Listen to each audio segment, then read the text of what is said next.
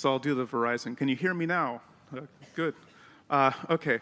So thank you, everyone, for joining us. Thank you so much, Jacob, for putting this together and for having me out here to talk about these issues. So I'm Musa Al-Gharbi. I'm a professor of communication and journalism at Stony Brook University. I've worked for a long time with Heterodox Academy, and I have a book that just came out recently, and I think they have copies of it here somewheres, called We Have Never Been Woke, The Cultural Contradictions of the New Elite, which just came out with Princeton University Press. It's spicy. Okay, I'll pass the mic to my colleagues. I'm Amna Khalid from Carleton College. I'm a professor of history, and I can vouch that the book is excellent, so I encourage you all to get a copy. 10% commission. Hello, everybody. My name is Ramiro Álvarez Ugarte. I teach constitutional law at the University of Buenos Aires, and I'm the deputy director of the Center for the Study of Freedom of Expression, based in the University of Palermo in Buenos Aires. Hi, everybody. My name is Jeffrey Sachs. I'm from Acadia University, where I'm a professor of politics and history and classics. I have not read Musa's book, but I'm so confident that it's excellent that I'm just going to tell you guys to buy it as well. The reviews are really outstanding. Hello, my name is Sarah McLaughlin. I'm senior scholar in global expression at the Foundation for Individual Rights and Expression. I'll be moderating today's panel. I'm a true believer in the idea that higher education is an important barometer to measure how free a country is and how free the world is more broadly. In short, if your universities aren't doing well, chances are broader society is not doing so well either. Unfortunately, I think that many of us would probably agree that in recent years, those freedoms have taken a lot of hits. Campus issues have dominated headlines for some time, whether it's deplatforming, speech codes, art censorship. But over the past year especially, as I'm sure you're all aware of, issues about Israel and Palestine have skyrocketed on campus. Students have been at the center of a lot of these controversies, but so have professors. There have been questions about their right to say what they think about Israel or Palestine in the classroom, what books they can use to teach this issue, what can they say about it on social media, off campus. And so that's what we're going to focus on today. Faculty members, their academic freedom and their ability to speak on matters of public concern without punishment or retaliation, whether it's Israel or whether it's race, gender, any other lightning rod issue. So we're going to save some time for Q&A at the end, so if you have questions, please save them for then. Amna, I'd like to start off with you. Could you give us a general overview of what do you think the consensus is, or if there is one, about whether faculty members feel stifled on campus today? Well, I think it really depends on which campus you're talking about. I think faculty members on all campuses these days do feel stifled. There are those in red states who are being stifled because of state legislation that is preventing them from talking about certain issues, mostly pertaining to race and sexuality. But I think on a lot of other campuses which are not subject to that kind of legislation, there's been a different kind of stifling, which has to do with a consensus that certain views, which tend to lean progressive, are the acceptable views, and anyone who deviates from them is in the wrong. But I would like to say that the war on Gaza has scrambled the conversation on campus for, in terms of free expression. Those who were earlier arguing for speech codes are now finding their own voices being stifled and are recognizing that free speech is definitely a value that is worth holding. And those earlier who were champions and bastions of free speech are suddenly finding that they don't like what's being said on college campuses. They don't like what students are saying and what faculty are saying, especially when it comes to pro-Palestinian speech. And so they've decided that they're going to mobilize legislation, they're going to mobilize all kinds of other tools at their disposal to try and shut conversation down, especially when it comes to pro-Palestinian speech. Ramiro, can I turn to you? Can you tell us about this environment in Latin America? How similar or dissimilar are these threats to academic freedom to the United States? It's different, and at the same time, it's very similar. It has to do with the institutional structure and the political economy of how the universities work, basically. It's not the same private universities than public universities. As I speak, for instance, in Buenos Aires, most schools of the University of Buenos Aires have been taken over by students who are protesting budget cuts, which is one way in which academic freedom suffers. Luckily, we don't have the same kind of state involvement in the curriculum that has been seen in other countries, but it's still part of the dynamic of one of the ways in which academic freedom is stifled in Latin America. Now, Jeff, can you tell us what it's like in Canada? Sure. So Canada, again, like Latin America, our universities operate with a different kind of structure and a different sort of relationship with our constitutional documents. So first of all, virtually every university and college in Canada is public. But our version of the First Amendment does not have purchase on our campuses. So faculty, despite being public employees, do not have any kind of what we would call a First Amendment freedom of speech. Instead, all academic freedom in Canada is guaranteed for faculty under our labor contracts. About 85% of faculty are unionized. So our collective agreements define the contours, the limits, the scope of faculty-free expression on campus. This has a couple big consequences then. First of all, students have no free speech on campus. They don't have any kind of labor contract they can resort to, so any speech rights that they have are ones that their universities essentially deign to give them. For faculty, it means that if you have a good contract and an active union, then your academic freedom, I think, is actually fairly good, and in fact, perhaps even stronger than it exists in many American universities, including the public ones. If your faculty union is lazy or is biased against the kind of speech you're being targeted for, then you're going to suffer as a result. The other dimension, and this is something I was actually discussing with Sarah earlier, is the Canadian population, I think by and large, ideologically is farther to the left than America's is. As a result, the gap between the public on the one hand and faculty in Canada, they are also on the left. The gap between them is just not nearly as large. As a result, the kind of public pressure that we see, for instance, in America in red states from their legislatures towards their faculty, you don't see that kind of pressure as a result just because the degree of overlap ideologically is much larger. Which is all to say, I think for the most part, we don't have the same scale of the problems that America has, or at least not, it has not bubbled up to the surface the way it has dramatically in the last few years here. So let's start, digging into what that's actually looked like. Musa, I want to turn to you. Can you talk about what censorship looks like on campus when it takes place? Who's censoring who? What's being censored? What's your analysis? Yeah, so I think, so there are a few dimensions to this. So colleagues and I published a paper recently in the Proceedings of the National Academy of Science looking at censorship and self-censorship in science. A lot of science there. And what we found is that contrary to our expectations, a lot of times when we talk and think about censorship, we think of governments coming in and censoring, or maybe private corporations who are trying to suppress information that hurts their bottom line, or kids these days who just don't understand the value of free speech and launching mobs, or in my case, I was the target of a Fox News mob that caused me to lose an academic job. I managed to fail upwards, clearly. But oftentimes when we think of censorship in science, we think of these kinds of outside forces. But what we show in our PNAS paper, that's Proceedings of the National Academy, not body part. What we show in the PNAS paper is that most censorship of science is actually carried out by scientists themselves, often motivated by what we call pro-social motives. So again, oftentimes when we think about censorship, we think people are doing censorship because they hate the truth, or they're being selfish in the case of corporations, or they're these authoritarians who can't. But typically when censorship is carried out, we argue, it's by people who have laudable social motives. They want to prevent people from being misled. They're concerned about how a research piece might affect someone who's already vulnerable or disadvantaged, and so on and so forth.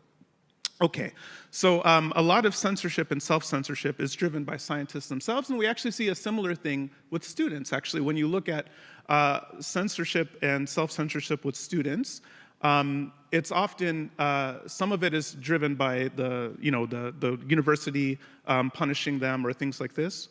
But even when you look at a lot of polls and surveys about like what are students afraid of when they're censoring, when they're self-censoring, they're often afraid of their peers.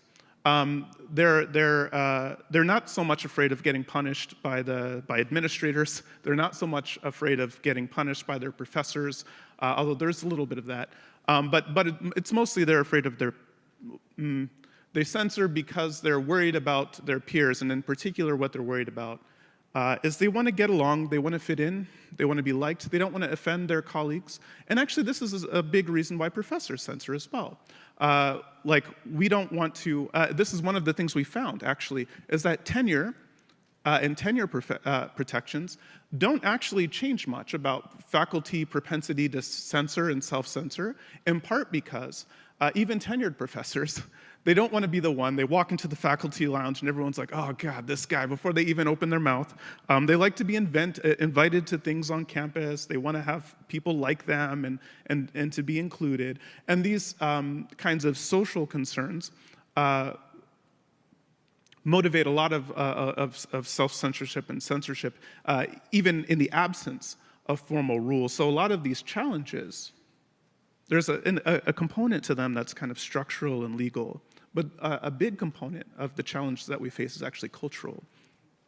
So do you think those motives are in some ways more difficult to combat than the government coming in and saying, we don't like what you're teaching about us? Yeah, I think it is, in part because in order to really make progress on this kind of cultural dimension, I think there's kind of two pressure points. One is people sometimes operate under misunderstandings of their colleagues and how their colleagues will respond to things and what their colleagues actually believe, because there's this kind of pluralistic ignorance. Because everyone's self-censoring, you can assume that your position is less popular than it is, or you can maybe not give enough people enough credit. You think if you disagree, everyone will hate me. When I teach interpersonal communications, I showed that there's a lot of research. People radically overestimate other people's propensity to offense. But part of the problem is it sometimes doesn't need to be a whole room of people that hates you. You just need that one person who's really committed to messing up your life. Okay, so I think, so I think the challenge on the cultural side is, one, you'd have to convince people who might be prone to offense to suck it up.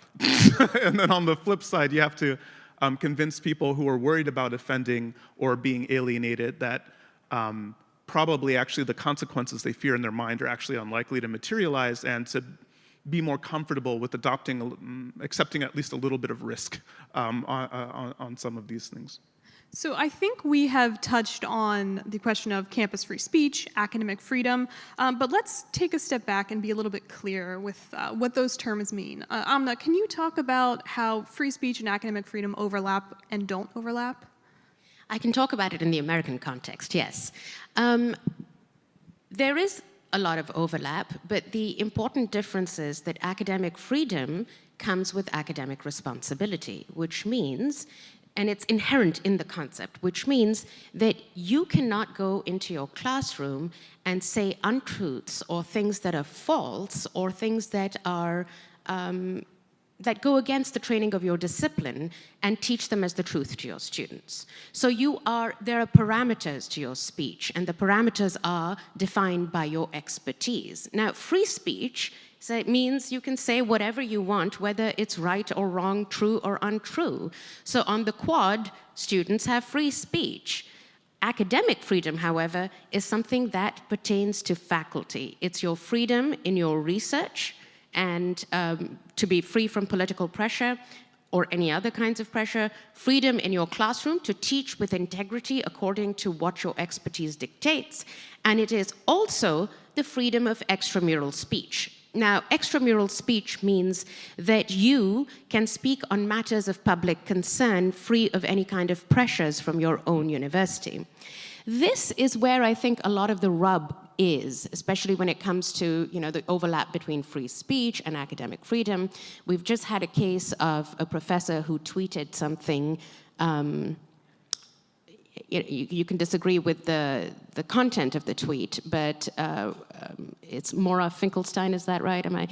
Yes, and she was let go of because of what she said. And frankly, whether you agree with what she said or don't agree with what she said, she has a right as a citizen and as a professor, and this is a violation of her academic freedom. So I think it's important to understand that there is a lot of overlap between these two concepts, but they're not identical. And I don't think it's helpful when people talk about academic freedom as if it's a right that faculty have to mouth off and say whatever they want in the classroom. That is a gross misunderstanding of academic freedom. And I think professors who are doing that are at fault. So I'm not in any way justifying them. But I do believe that academic freedom, as defined by the American Association of University Professors, says that you are responsible towards your students and towards your disciplines in ways that prevent you from saying things that are fundamentally untrue. Can I chime in on that? Yeah. Yeah, so I think this is actually one of the ways in which some of the conversations about academic freedom sometimes go awry a little bit. Because, yeah, as you said, the kind of classic bargain enshrined in these fundamental documents and also just kind of enshrined in our broader cultural norms and mores are that, rights come with duties, freedoms come with responsibilities, privileges come with obligations. And I think a lot of times we really focus on the rights and the freedoms, and of course we do, because there are rights and there are freedoms. But I think we don't really spend maybe enough time really wrestling with the question of, are we actually engaging with our freedoms in a responsible way? Do other people perceive us as fulfilling our duties and our obligations? And if they don't, what can we do to fix that? And actually, are they right? Are we just actually not fulfilling our duties and responsibilities? Just a quick thing I'll mention to kind of steelman this earlier point. Like a lot of people who work at public colleges and universities are civil servants. Like, that's what we are. We work for the state to provide a public good. And in that capacity, I think it actually is incumbent on us to take seriously what the constituents that we're serving care about and believe. We don't have to affirm all of their prejudices and biases and things like that, but we should care and we should treat them with respect. That's part of our job as a civil servant. We're here serving the people, not crapping all over them and mocking them and deriding them and trying to push our preferred political views on their children. To the extent that we're doing that kind of stuff, then we're not really upholding our end of the bargain, not really. And so we should expect that in some of these kinds of cases, if we're not really fulfilling, if there's a widespread perception that we're not fulfilling our duties, that we're not acting responsibly, then they'll come for the privileges, they'll come for the rights, they'll come for the freedoms. And I think that's part of what we're seeing today is it's not just, to lean on this point about pro-social censorship, it's not just the point that there's all these closed-minded authoritarian people who just don't understand anything. It's that there's this real concern about whether we're upholding our end of the bargain correctly. And I think the perception that there's something amiss in higher ed is not totally wrong. Now, is censorship and eliminating academic freedom the appropriate response to that? In my opinion, no, but of course, I would think that, wouldn't I, as a college professor of journalism and communication? But I think that it is actually important, it's actually important and incumbent on us to address these concerns that a lot of constituents have. The constituents upon whose benefit we're ostensibly serving as civic servants at public institutions and so on. I want to dig in a little more on a case that Amna mentioned at Muhlenberg College. I think many of us would agree that tenure is an important part of the conversation around academic freedom, but given the events of recent weeks, it's clearly not all powerful. So Jeff, can you talk about the protections of tenure and whether they're under attack by university administrations? Sure. Let me quickly maybe just give a bit more background on this case we're talking about, which involves a professor named Maura Finkelstein. She's a professor of anthropology, or very recently at Muhlenberg College. So the background really quick is she was and still is very active on the issue of Palestinian rights and the war, the conflict between Israel and Palestine. And she was fired about a little less than a month ago for many reasons. There were 7 different complaints that were brought against her, I think. One of them, I think this is what you were referring, Musa, or maybe Amna, about this tweet. She retweeted a post that someone else had written. I can't remember what it said, but you can imagine, it was a general kind of anti-Israel or anti-Zionist and pro-Palestinian tweet. She was also accused by her university of comments she made in the classroom that were deemed hostile to students who were Israeli or Zionist. All right, so the background is that. She was let go. She had tenure, but, and the case was, it went through some kind of internal process, and the result is her termination. It is increasingly the case that tenure is presenting less and less of an obstacle to the termination or other kinds of discipline of faculty. I think tenure matters dramatically. Tenure really, it is the case for pro-social reasons that faculty, even when they have the protections of tenure, will self-censor because they want to fit in, they want to get invited to the cocktail parties, all the glamour and prestige of being a faculty member, which many of you are well familiar with. It's an exciting celebrity-filled lifestyle, and we don't want to put that at risk. Tenure cannot stop you from caring about the opinions of your peers. Nevertheless, it is an essential backstop that helps you withstand external pressure or administrative pressure. And we see a lot of that on campuses today. There have been attempts going back, a century, so this is not new, to question and roll back through legislation tenure. Especially in the last 5 years or so, we're seeing many states, Texas, Oklahoma come to mind, Indiana, Missouri, where quite a good deal of legislation has been floated to pull back tenure. I think, to make a prediction, Texas is very serious about this. The Lieutenant Governor, Dan Patrick, has made a lot of noise and a lot of political hay about eliminating tenure. He's presented bills, or he's pushed bills for the last 3 years in a row now to eliminate tenure. And it has never advanced, but it is a real political project of his. And we've also seen in cases like University of Wisconsin system about 4 or 5 years ago, in Florida, policies or legislation that were adopted that install post-tenure review. So essentially every 5 years, you get assessed, and if you meet some kind of threshold, you get your tenure renewed. I think those policies, that campaign will keep going forward, and we will probably sooner or later see success in a significant rolling back of tenure. I really think the energy is there, the will is there. I think it's a matter of time. I think in the meantime, and perhaps of even greater concern, are policies and laws that keep tenure intact but change the conditions under which it is awarded or retained. So I'll point to 2 concrete examples here, both of which are now in force. The first, Indiana, last spring passed a bill called SB 202. And what this law does is it requires public universities in the state, when they extend an offer of employment or when they evaluate a candidate for a job or awarding tenure or promotion, they evaluate the individual to see whether or not they have promoted viewpoint diversity in the classroom, whether they have presented a variety of views on an issue that they're talking about in their subject matter, whether they do not discuss extraneous subject matter, and whether they cultivate and contribute to a culture of inquiry. Now, those terms, viewpoint diversity, culture of inquiry, those are great terms, okay?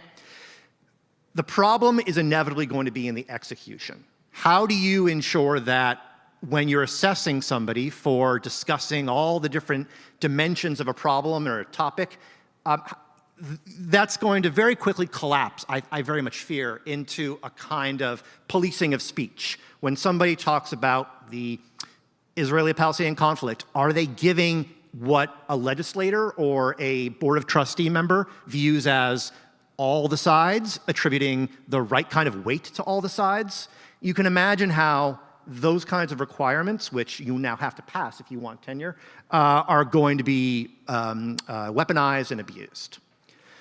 Let me give you another example, though, really quick, if I can, from the other kind of political side of the aisle. And this is a regulation now in force in California. So the California Community College System adopted a regulation in spring of 2023 that require, it's a mandatory DEI, or diversity, equity, inclusion policy.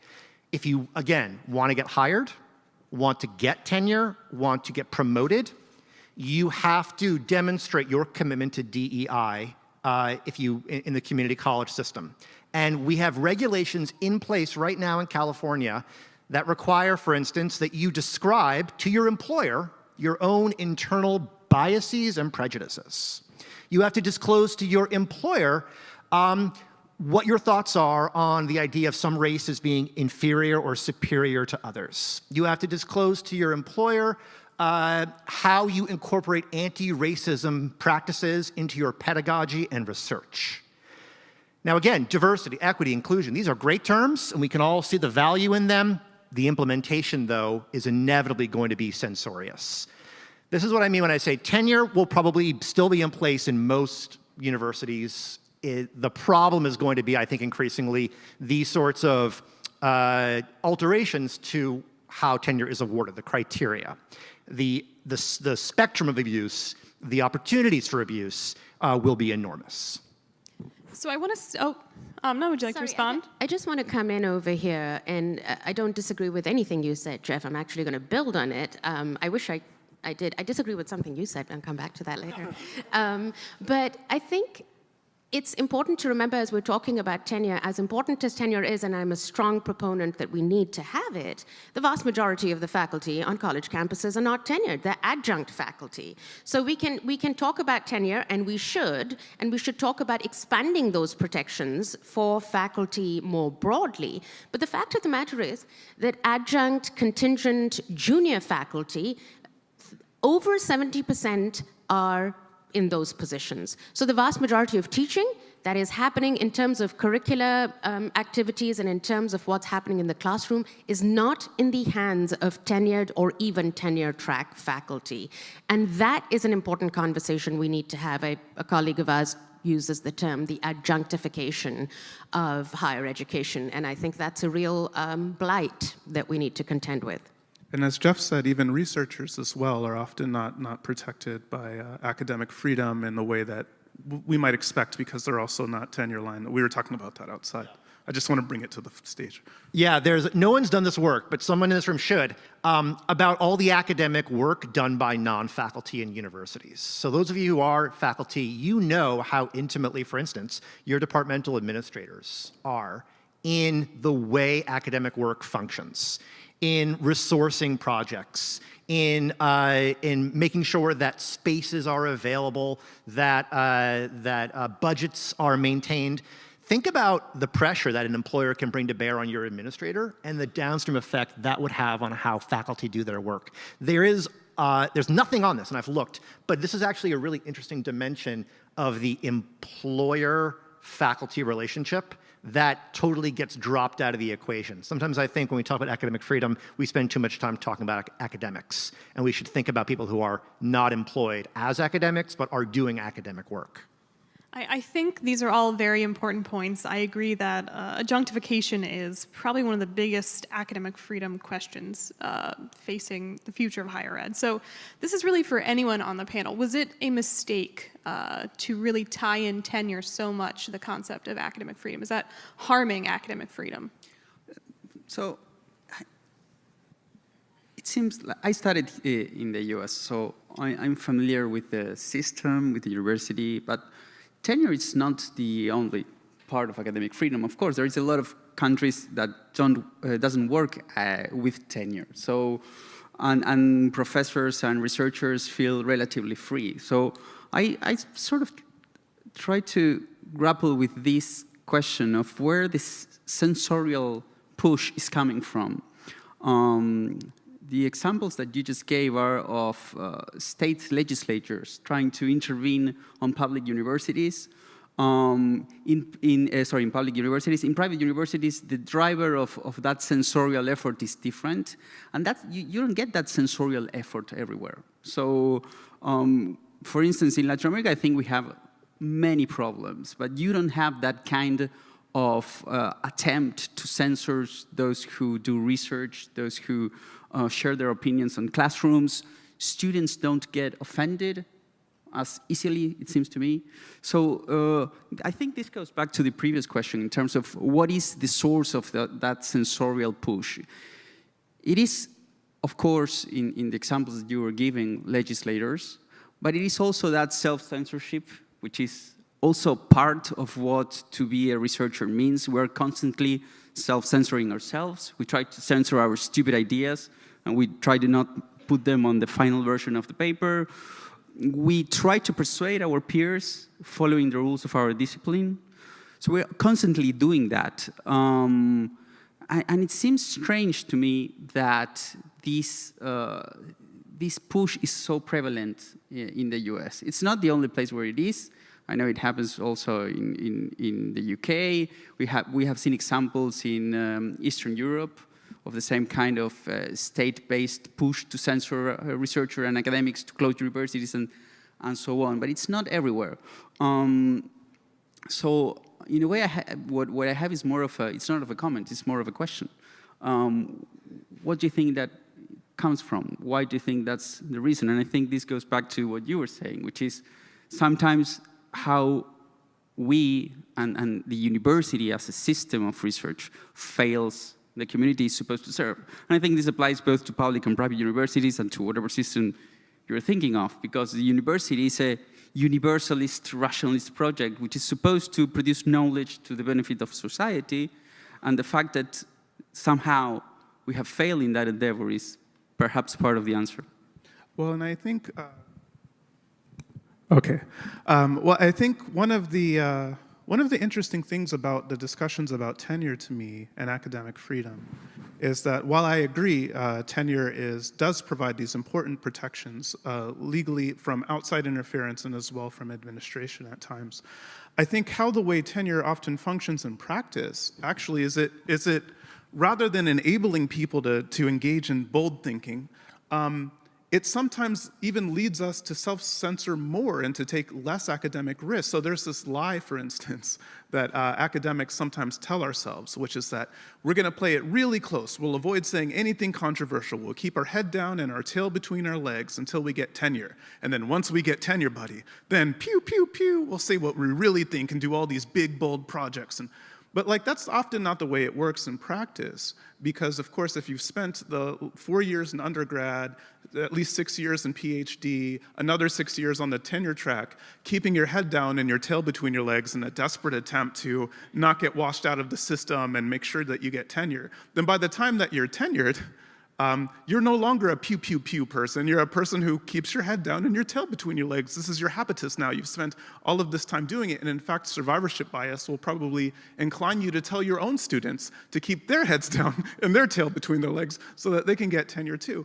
I think, and so this thing that's supposed to help protect us and inspire us to do big, bold, visionary work and to allow us to do that, sometimes in pursuit of that carrot, we end up kind of moving the exact opposite direction of what tenure would want to encourage. I don't know how to get, but that's another one of these examples of a culture problem, right? That's, yeah. Well, if I could, so I don't disagree at all. I completely concede that the tenure gauntlet and all the other gauntlets that you pass through on your way to employment, they select for people who get along. You know, to co-author a paper, to get the grant, to get invited to participate in the panel, you have to go along to get along, and the result is that even when you have tenure, you have nothing to do with it. So let me propose an alternate model, and again, I'll come back to Canada because it's the one that we used there. Unions. Now, I don't know how many of you work in a unionized workplace. I don't know how many of you who are academics have unions in your workplace. In Canada, again, not all contingent faculty are unionized, but many are. So in my own university, we have about 180 tenure or tenure track faculty, and then we have another, let's say 150 to 200 contingent faculty who cycle out over a given 2-year period. Some of them only teach one course, others are there year after year after year. And those ones that cycle in year after year after year, they have every single tenure protection as relates to speech and academic freedom that our tenured faculty do, okay? So that means that if someone who's there teaching a single course is getting blowback from a student or a dean or the premier of the province, they can do what I would do, which is go to our senior grievance officer, which was me up until a few weeks ago, and file a complaint, and then if necessary, go to a labor arbitrator to resolve the dispute. I want to emphasize, this is not necessarily something that would work in every campus in Canada, let alone in the US as well, but it does mean in most workplaces, most universities in Canada, contingent faculty have recourse that's largely identical, again, as relates to speech, to what tenured faculty do. We see examples of that playing out in America as well. So for instance, faculty in Florida are unionized. In the Florida State University system, they're part of most at least, they're part of a faculty called the United Faculty of Florida. And there have been real cases recently, in the last couple of years, of, for instance, conservative faculty being fired for the reasons why many conservative faculty have been fired in the last couple of years, because they they violate some shibboleth of progressive students, and then the union grieves and gets them their job back. This has happened in Florida. I think what I'm saying is tenure is one way of cracking that nut. Unionization is the other. Administrators don't like unionization, but speaking for myself, it works well in Canada. And I think it's a solution I would like to see adopted more in the US as well. Here, here. So I want to move on to what's taken place over the past year in our remaining time. I think we've touched on a little bit what the Israel-Hamas war has meant for campuses, but I want to know what you think this means going forward. Are things trending downward for free expression on campus, academic freedom, or are there maybe signs of hope that people are learning valuable lessons about the importance of protections? I mean, okay, I'll go first since no one was jumping in, and I have this problem of going first, I guess. But I think on the optimistic side, I think a lot of institutions now recognize that, for instance, institutional neutrality is important. They recognize it in some ways for the wrong reasons. I think it's less motivated by a concern for enabling a range of views and not trying to create it, than by, oh crap, if we're obliged to take statements on it and we have a case like Israel-Palestine where there's no statement that we're gonna make that's not gonna be costly for us, well then let's just try not to make statements. And I mean, it seems to be driven in many cases more by this risk aversion than by sincere commitments to preventing, but either way, I think it's net positive. And on the negative side, I think that, as Amna said, a lot of people have kind of, well, on the positive side, a lot of people who had been kind of poo-pooing or skeptical of the work of organizations like FIRE or Heterodox Academy or just broadly concerns about free speech, who had been deriding it as a right-wing shibboleth and stuff, now understand that it can be important, including to protect you from the right. The downside, I think some of the people who had been against safetyism are now in favor of safetyism, and you see, in fact, expansions of some of these overbearing rules with respect to diversity and inclusion being expanded to more categories to include, for instance, anti-Semitism or Islamophobia in ways that will probably restrict significantly speech on contentious social issues in the name of diversity and inclusion. And you see a growing number of legislation that is trying to redefine terms like anti-Semitism to restrict criticism of Israel. That's like quite explicitly, that's what they're trying to do in many cases by taking these really expansive views that even the creators of the IHRA definition of anti-Semitism, for instance, said it's a travesty to encode it into law as a way of regulating speech, but that's what a lot of colleges and universities are doing across the country.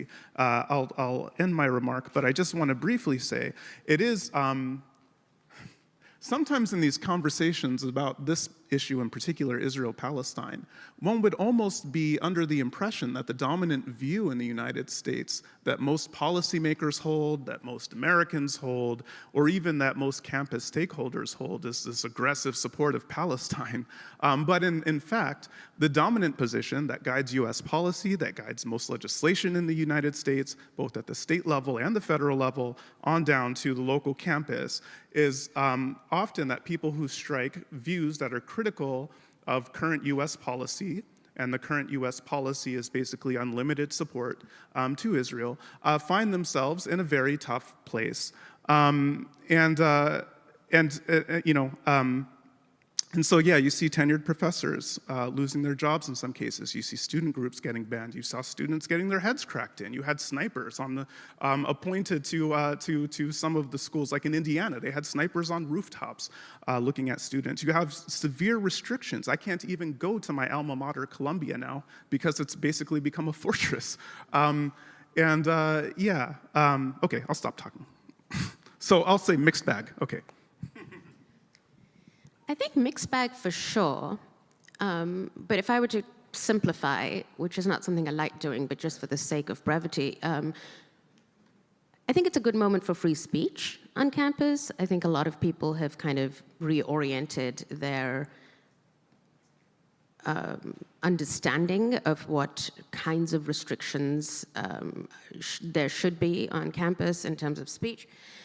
I think it's a really terrible moment for academic freedom. And I mean, I am grossly simplifying, but I think academic freedom is under threat from state legislatures. I think it's under threat from self-censoring and peer pressure on campuses. So I think it's a very kind of schizophrenic moment that we're in, and we're seeing speech wrestling with these kinds of pressures. Does it surprise you that what might be good for free expression is bad for academic freedom? It doesn't. To me, you know, as I said, there's a huge overlap, and I think to conflate the two would be a gross misunderstanding of the two things. So to me, I do see that there can be a tension over there. Not a tension between them, but in terms of what's good for one isn't good for the other. They don't always go hand in hand. I think the last year was a terrible year, and I think it doesn't really look good in the future. I remember being shocked at the US House Committee hearings with the university presidents. I was shocked at the hearing. I was even further shocked after the hearing when two of them stepped down under pressure. I think there is a valuable principle of academic freedom that we often tend to think about in terms of the individual professors and his or her research agendas and their own approach to what they do, which we need to take back from that individual approach to an institutional level. The need to build autonomy around universities seems to me the most important thing in the future. University presidents cannot be so easily pushed into adopting positions that are deferential to politicians in committees. They should be able to push against legislation that intrudes on the basic autonomy that universities should have as places that build knowledge. We should be judged. Academics should be judged by their peers. That's how science is made. Politicians should really stay away of that process. And it seems to me that the last year showed that those guarantees are not present in the US, and that's a source of concern.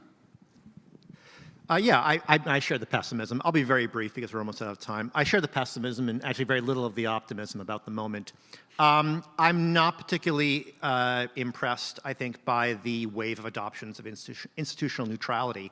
I have very mixed feelings about institutional neutrality as a policy for universities to adopt. I think that it's a relatively easy reform because it can be done at the executive level by a board, and I think its impact is going to be very minor. I've encouraged it at my own university. We adopted it this past year, but I don't think it's going to do very much.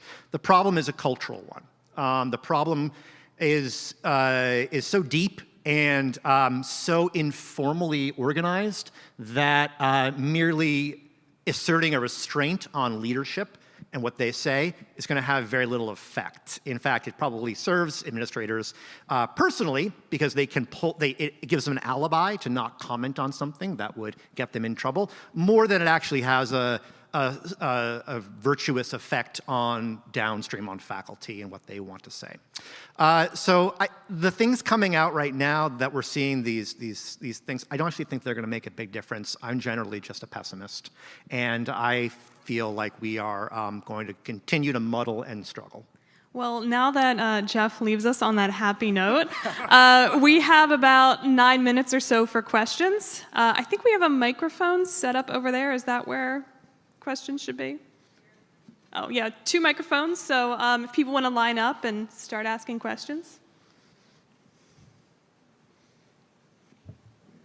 Good morning. Since I got to the microphone first, Jonathan. Thank you so much for an edifying discussion. My name is Nadine Strauss, and just one factual point and then one question. The factual point, I agree with all of the critiques that were made about the Muhlenberg incident, what's happened at Columbia. In terms of suppressing pro-Palestinian speech, sadly, pro-Israeli speech is also being suppressed, including at Columbia. Yesterday, a professor who doesn't yet have tenure was completely suspended from the entire campus. And according to the information that was reported in Inside Higher Education, it was only because of statements that he made, which were critical of the administration. So my other comment/question goes to brainstorming about what are constructive steps that we can take to shore up academic freedom and free speech. And so we talked about tenure as a possibility. Jeffrey talked about union contracts as a possibility. I want to raise another possibility, which comes from the UK, which a couple of years ago enacted and went into force a piece of legislation to protect academic freedom and campus free speech. It's being talked about now because the new government is threatening to roll back part of it. But it has received a lot of endorsement from academics with ideologically diverse views. Among other things, it requires all universities to adopt free speech policies, to teach about and train in free speech policies, recognizing that policy alone cannot do enough, but there have been accounts that this has helped to change the culture on campus. In addition, an official who in this case is a very respected pro-free speech academic from Cambridge, I believe, has been appointed to kind of be the ombudsman on these issues. And last but not least, for us litigators, there's actually a civil cause of action that can ultimately be brought by anybody for a violation of free speech rights. So I'm just throwing that out there as a possible additional step that might be contemplated, and I'd be curious if you have any reactions to that. So Nadine, first, thank you for all the work that you've done, like over the years. You're really an inspiration to me, and you're a lion, and so I just want to just briefly celebrate you.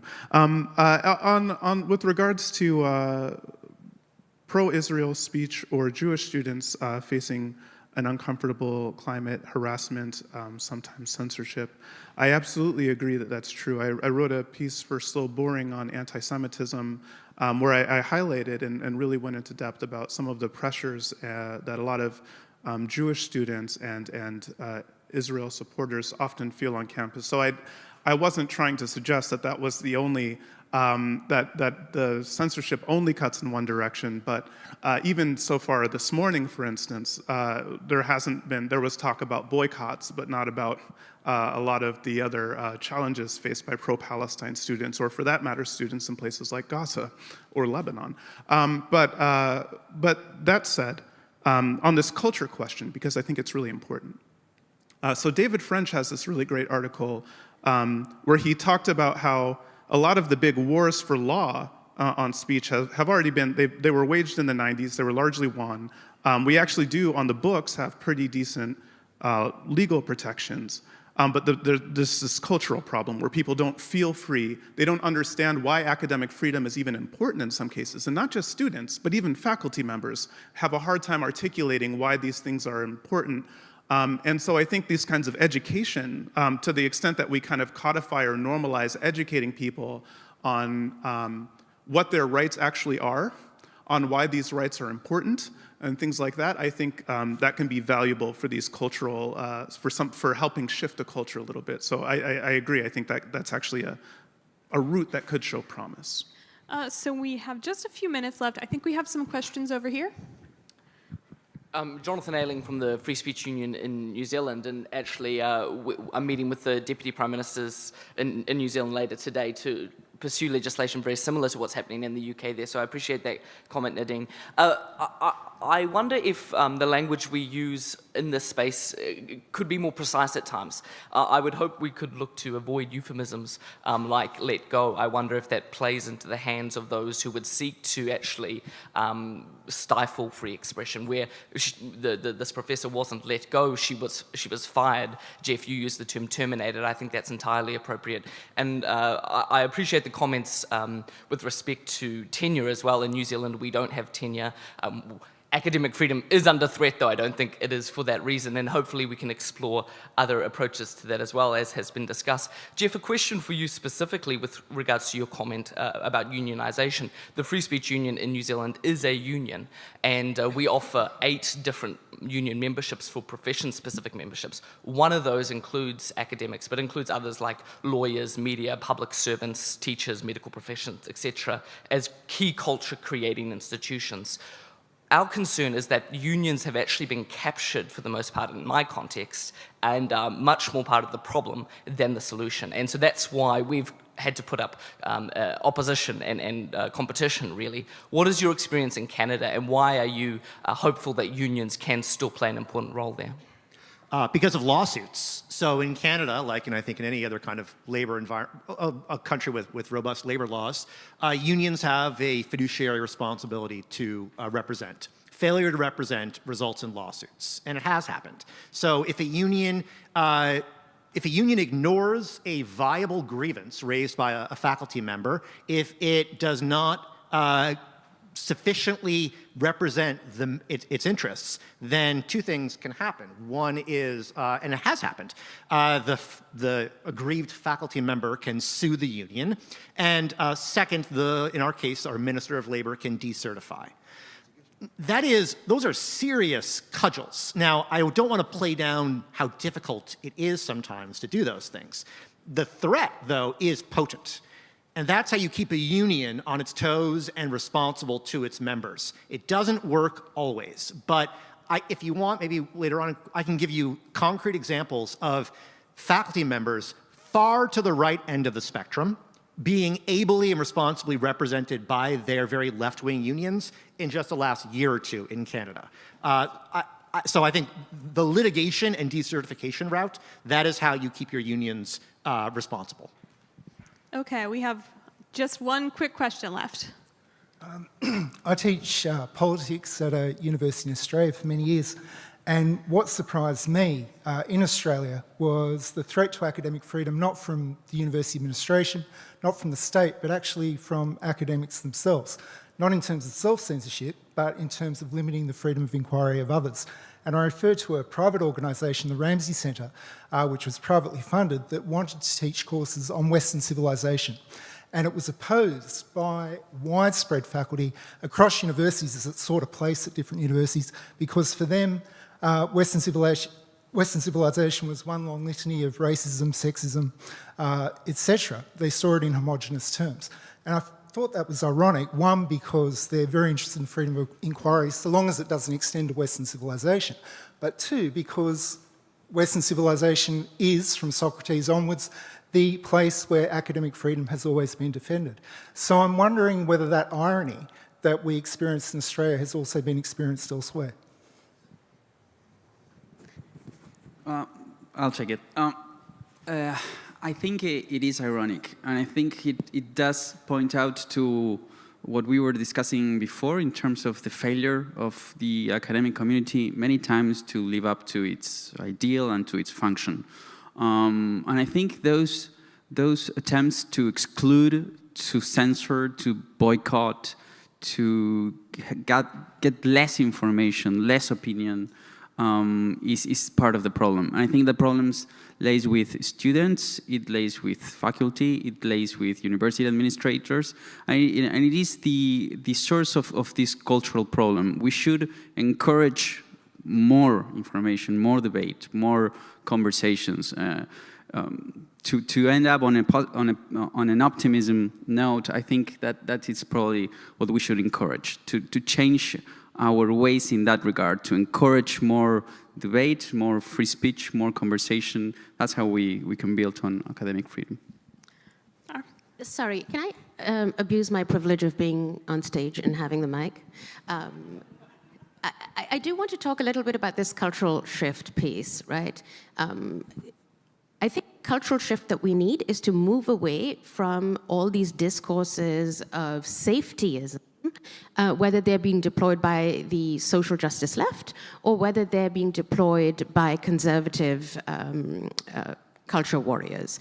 And we need to embrace the value of disagreement and dissent. That is the problem in faculty circles and student circles. If we can't model it among faculty, we have no moral fortitude walking into a classroom asking our students to do it. So I think there is a tension over here, you know, the kind of administrative need to not have a problem on campus and the absolute imperative to have friction in order for us to actually advance the boundaries of knowledge. So I kind of applaud Chancellor Diermeier on the Dialogues Initiative, which I think is very much in that spirit, and I would wish to see more educational leaders follow that kind of example. Okay, can I